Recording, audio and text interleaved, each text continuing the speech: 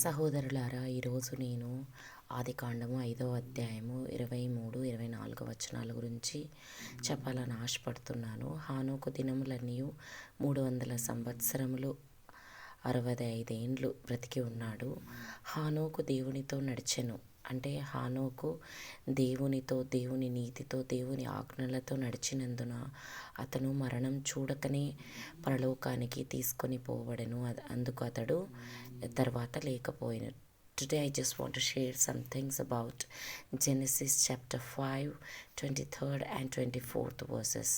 And all the days of Enoch were 365 years. And Enoch walked with God, with his righteousness, with God's word.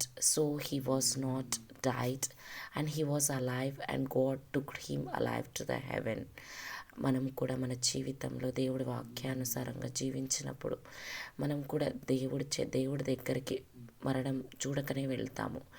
If we as a human walk with God, with his righteousness, with his word, we may have also a chance to not see the death and taken us to heaven without seeing death.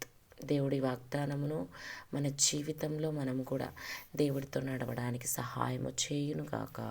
ఆమీన్.